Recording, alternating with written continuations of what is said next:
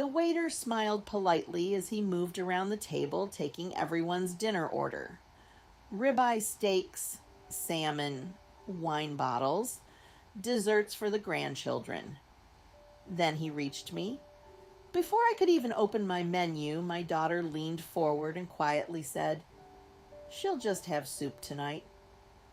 The waiter looked uncomfortable, and suddenly so did everyone else at the table. I kept my hands folded in my lap so nobody would see them trembling. The restaurant was downtown Nashville, one of those expensive places with low lights and cloth napkins so stiff they barely unfolded. My grandson Tyler was talking about law school applications. My granddaughter Emma kept taking pictures of her pasta before touching it. My son-in-law Greg laughed too loudly at every joke like he owned the room, and my daughter Cheryl sat there sipping white wine like what she just said was perfectly normal. I finally looked up at the waiter and smiled gently. "Actually, I think I'll have the prime rib." The poor young man nodded too quickly. "Of course, ma'am." Cheryl's smile tightened for half a second. "Well," she said softly, "that's pretty big, Mom." I pretended not to hear her. The truth was, I hadn't wanted to come to this dinner at all. The title Cheryl picked for the little family group text invitation should have warned me. At dinner, my daughter told the waiter I would just eat something small. She'd written it as a joke after our last outing months earlier when I only ordered tea because I didn't have much appetite. Everybody had laughed in the text thread except me. I should have understood then that something had shifted. But mothers are slow to admit when their own children stop seeing them as people. Dinner moved on around me. Cheryl kept correcting little things, telling the waiter I didn't like garlic before I answered myself, moving my water glass closer to my hand like I was confused, asking if the restaurant could make my meat extra tender. Every small thing by itself sounded caring. Together, it felt humiliating. At one point, Greg leaned over to Tyler and muttered, not quietly enough, "Your grandma's getting stubborn in her old age." They both laughed awkwardly when they realized I heard. I smiled anyway. That's what women my age do when we're trying not to cry in public. Then the check came. Greg reached for it automatically, but Cheryl stopped him. No, she said. "Mom wanted to help tonight." I looked at her slowly. That was news to me. "Oh?" I asked. She gave me that tight smile again. "You said after the house sold you wanted to contribute more." My stomach turned cold. There it was. Not dinner, not family time. The house. 3 months earlier, I'd sold the little ranch home in Murfreesboro, where I lived for 41 years with my husband before he died. Cheryl had suddenly become very interested in my finances after that. She leaned closer across the table. "We should probably talk this week about moving your money somewhere safer," she said quietly. "At your age, people can take advantage of you." I stared at her. Then I noticed something that made my chest tighten. Greg stopped looking at me entirely, and Tyler suddenly became very interested in his phone. Like they'd already had this conversation before I arrived. Like I was the last person at the table being informed about my own life. Then Cheryl reached over and patted my hand, and in the softest voice imaginable, she said something that made it suddenly hard for me to breathe. "You know, we may need to discuss assisted living soon." I don't remember much about the drive home except the sound of Cheryl's voice repeating in my head. "You know, we may need to discuss assisted living soon." Not "we should." Not "have you considered." We may need to discuss it, like the decision had already started without me. I sat in my Buick outside my apartment building for nearly 20 minutes with the engine off. Nashville traffic hummed somewhere beyond the parking lot, and I just stared through the windshield, trying to understand when my daughter began talking to me like I was a problem to manage. I was 74 years old, not dying. I still balanced my own checkbook. I volunteered twice a week at church. I walked every morning unless it rained. Last month, I drove myself to Knoxville to see my cousin Lorraine and stayed 3 days. But suddenly, everybody around Cheryl acted like I was fragile glass. The next morning, she called before 9. Too early. That alone irritated me.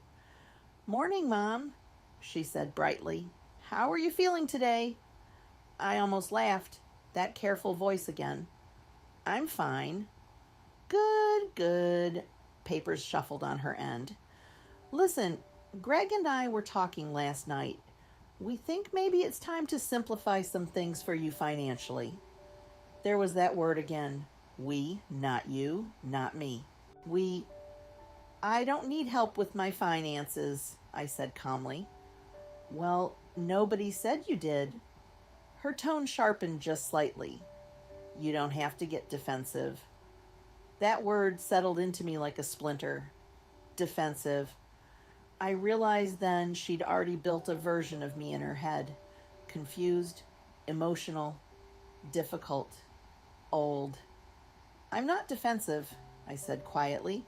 "I just don't understand why everybody suddenly thinks I can't manage my own life." A pause. Then Cheryl sighed the way tired mothers sigh at unreasonable children. "Mom, after Dad died, things changed. That hurt more than I expected. My husband Walter had been gone 6 years. 6 years of birthdays alone. 6 years of sleeping on one side of the bed. 6 years of learning how to survive silence. And now somehow his death had become evidence against me. "I'm managing just fine," I said. Another silence. Then she lowered her voice. "Well, Tyler mentioned something concerning." My stomach tightened. "What concerning thing?" "He said you repeated the same story 3 times at dinner." I sat there stunned. The story she meant was about Walter teaching Tyler to fish when he was little. I told it twice, not 3 times, and only because Tyler himself asked about Walter's old tackle box. But suddenly it sounded like evidence in a courtroom. "Your grandson exaggerates," I said carefully. "Mom, nobody's attacking you." It sure felt like it.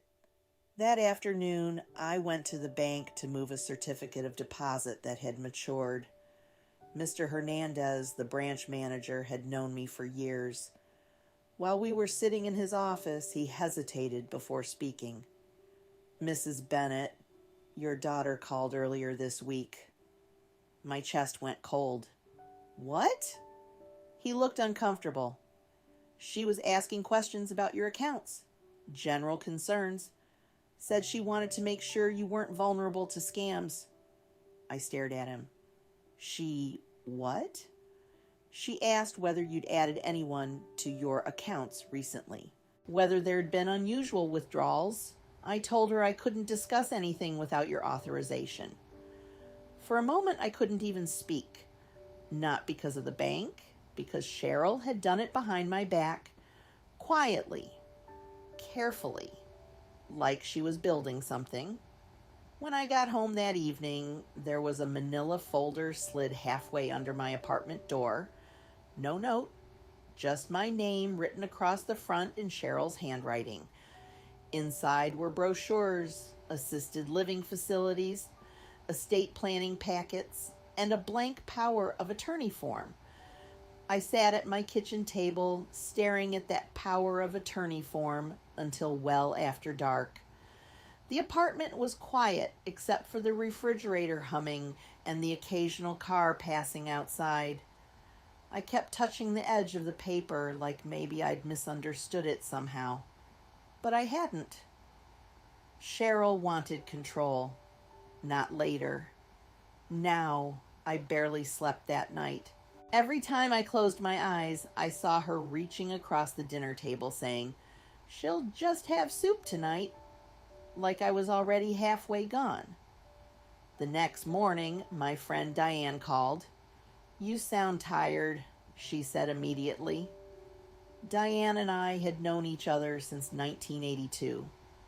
You can't hide much from women who survive that many decades beside you.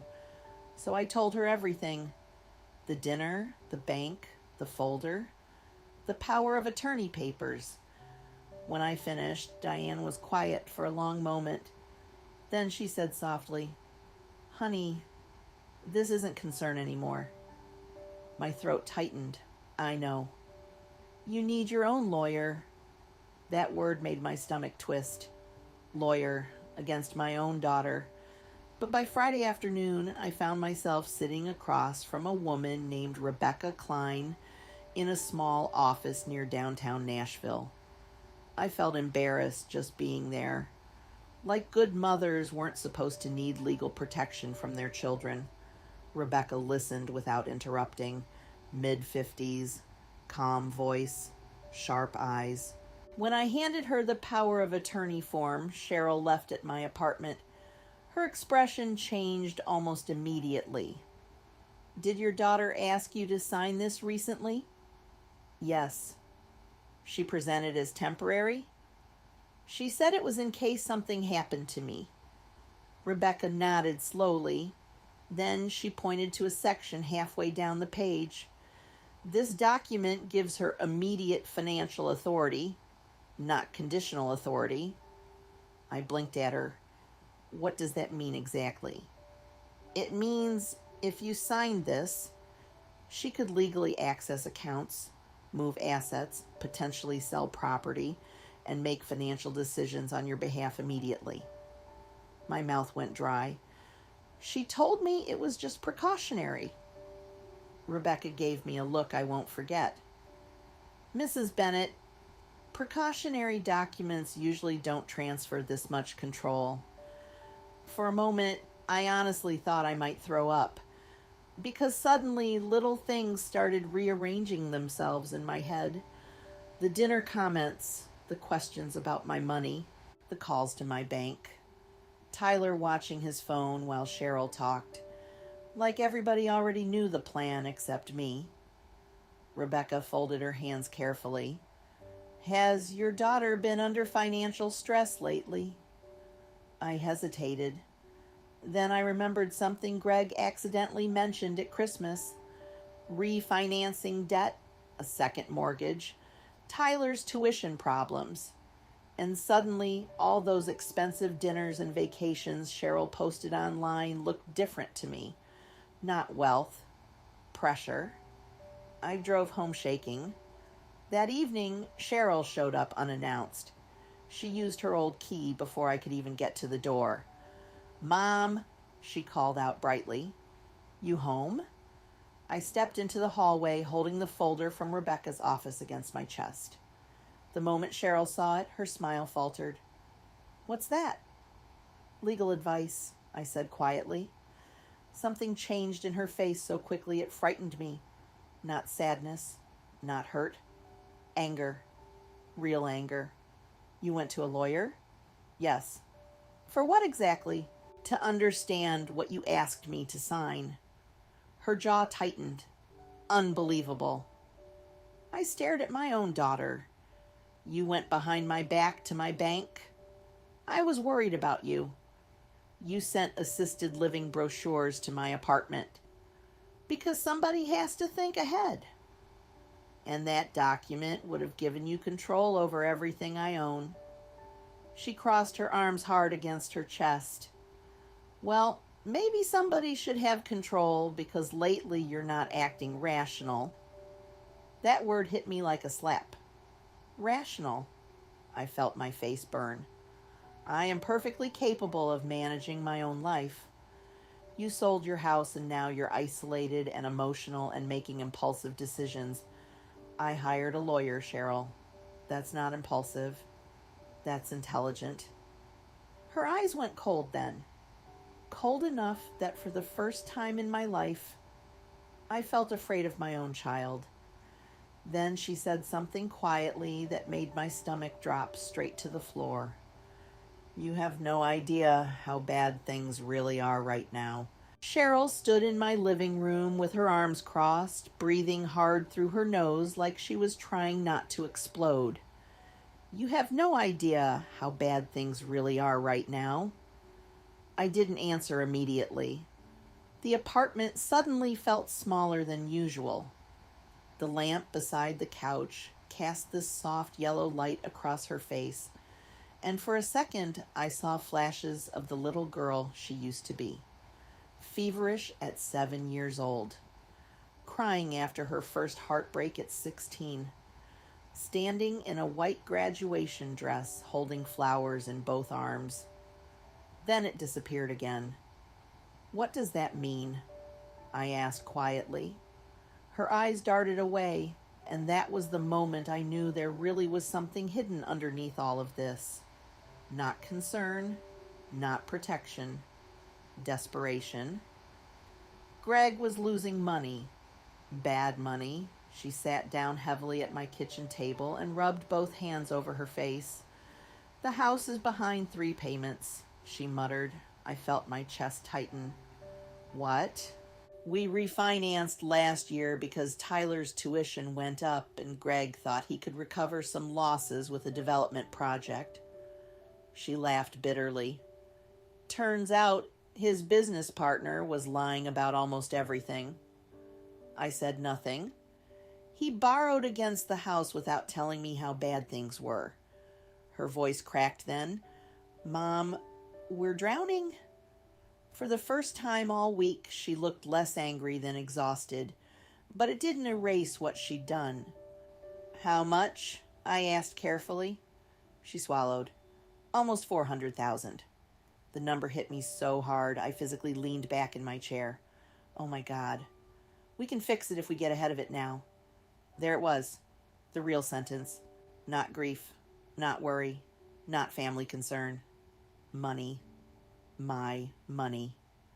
Suddenly, every strange moment over the last few months rearranged itself into one ugly picture. The dinner humiliation, the comments about my memory, the bank calls, the assisted living brochures. They weren't preparing for my decline. They were preparing for access. I looked at my daughter across that kitchen table and realized she had been trying to slowly convince everyone around us that I couldn't manage my own affairs, including me. My stomach turned. Were you trying to declare me incompetent? Her head snapped up immediately. No, but she answered too fast, too loudly. I saw it anyway, maybe not fully planned yet, but considered, discussed, a possibility sitting quietly somewhere in the background between her and Greg. Tears suddenly filled her eyes. You don't understand the pressure we're under. No, I said softly. You don't understand what you've done to me. She started crying then, real crying, hands shaking against her forehead, and against my own will. Part of me still wanted to comfort her. That's the terrible thing about being a mother. Even when your child is hurting you, your body still remembers loving them first. I was scared, she whispered. Greg said if we lost the house, everything would collapse. So you decided to take control of my life. I wasn't trying to hurt you. You already did. Silence filled the kitchen. Then she looked up at me with swollen eyes and said the one thing I don't think I'll ever forget for the rest of my life. We always assumed the money would be ours eventually anyway. Ours, not yours someday. Ours already. Like I was standing between them and an inheritance they'd mentally spent years ago. I stared at her. And suddenly I understood why the waiter looked uncomfortable that night at dinner. Why Tyler wouldn't meet my eyes. Why Greg barely spoke. Because they all knew. Everybody at that table knew they were slowly pushing me toward becoming smaller, quieter, more dependent, easier. And I was the only fool still calling it love. Then Cheryl wiped her face and whispered something that made the blood drain straight out of mine. Greg already talked to somebody about contesting your competency if things got worse. For a second, neither of us moved. The refrigerator hummed behind us. A faucet dripped once somewhere in the apartment, and my daughter sat across from me crying while admitting her husband had already explored ways to prove I was mentally unfit. I felt strangely calm after that. Not emotional, not hysterical, just cold. "How long?" I asked. She stared at the table. "How long have you two been talking about this?" "Mom, how long?" Her silence answered me before her mouth did. "A few months." A few months. Months of phone calls pretending to check on me. Months of soft voices and fake concern. Months of slowly positioning me like furniture they intended to move later. I stood up so suddenly my chair scraped hard across the kitchen floor. Cheryl flinched. "You humiliated me at that restaurant on purpose," I said quietly. "That's not true. You started treating me like I was confused in front of other people." We were trying to ease into conversations about taking my life away. Her face crumpled again. I walked to the hallway closet and opened the small fireproof lockbox Rebecca had told me to buy that afternoon. Then I came back holding several folders. Cheryl looked confused. "What's that?" "My updated estate documents." Her eyes widened slightly despite herself. I noticed, and God help me, that hurt almost more than everything else. I placed the folders carefully on the kitchen table. "I met with my attorney this week," I said. "Durable power of attorney, medical directives, trust revisions, everything legally documented." Her breathing changed. "You already changed things?" "Yes." "To who?" I looked directly at her. "Not you." She went completely pale. For a moment, she looked genuinely stunned, like some part of her truly believed this would all still work out in her favor eventually. "Mom." "No." My voice cracked for the first time all night. "No, Cheryl. You do not get to stand in my apartment after trying to build a case against my mind and call me mom like nothing happened." Tears rolled down her face harder then. "You're punishing me." "I'm protecting myself." "You're overreacting." That one almost made me laugh. Overreacting. After months of manipulation, after trying to gain legal authority over me, after discussing competency challenges behind my back, I suddenly felt exhausted all the way down to my bones.